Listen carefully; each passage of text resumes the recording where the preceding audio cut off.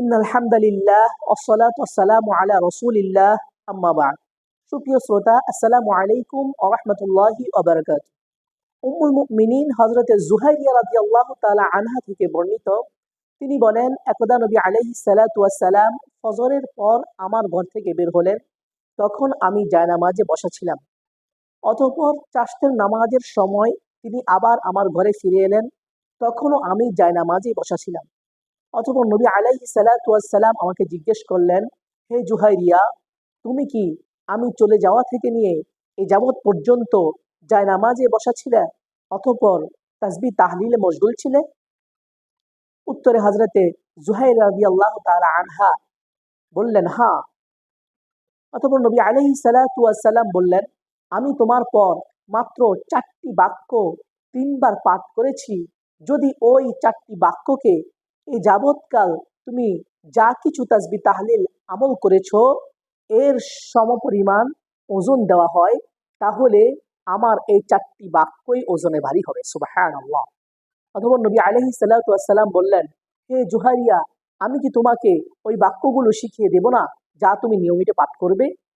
হযরতে যুহাইরিয়া রাদিয়াল্লাহু তাআলা আনহা বললেন, অবশ্যই ইয়া রাসূলুল্লাহ। অতঃপর নবী আলাইহিস সালাতু ওয়াস সালাম সেই বাক্যগুলো পড়লেন, সুবহানাল্লাহি ওয়া বিহামদিহি আদাদা খালকিহি ওয়া রিদা নাফসিহি ওয়া জিনাতা আরশিহি ওয়া মিদাদা কালিমাতিহি। যার অর্থ হলো, আমি আল্লাহ তাআলার প্রশংসা সমেত পবিত্রতা ঘোষণা করছি, তার সৃষ্টিকুলের সংখ্যা সমপরিমাণ, তার সন্তুষ্টি সমপরিমাণ, তার আরশের ওজন সহ সমপরিমাণ এবং তার কথাগুলি লিপিবদ্ধ করার কালি সহ সমপরিমাণ। সুবহানাল্লাহ। মেরে মুহতারাম, এই জিকিরটির ফজিলত এত বেশি যে কোনো ব্যক্তি যদি ফজরের নামাজের পর 3বার এই কালিমাগুলো পাঠ করে, তাহলে ফজর থেকে নিয়ে চাশতের নামাজের পর্যন্ত জায়নামাজে বসে বসে তাসবিহ তাহলিল করলে যা সওয়াব হয়, তার থেকে বেশি সওয়াব আল্লাহ তাআলা আপনার আমার আমল নামায় লিখে বদ্ধ করে দিবেন। সুবহানাল্লাহ। আরেক হাদিসের মধ্যে আছে, যদি কেউ এই জিকিরটি আদায় করে, তাহলে আল্লাহ রাব্বুল ইজ্জাতের যত সৃষ্টি আছে এই সৃষ্টির সংখ্যা সমপরিমাণ সওয়াব আল্লাহ তাআলা আপনার আমার আমল নামায় দান করবেন। সুবহানাল্লাহ।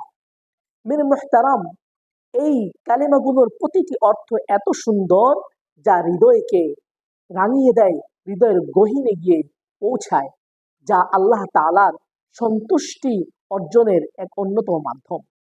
তাই আসুন আমি আপনি নিয়মিত এই জিকিরের উপর আমল করি, নিজেও আমল করি এবং অন্য ভাইদেরকেও আমল করার জন্য উৎসাহিত করি।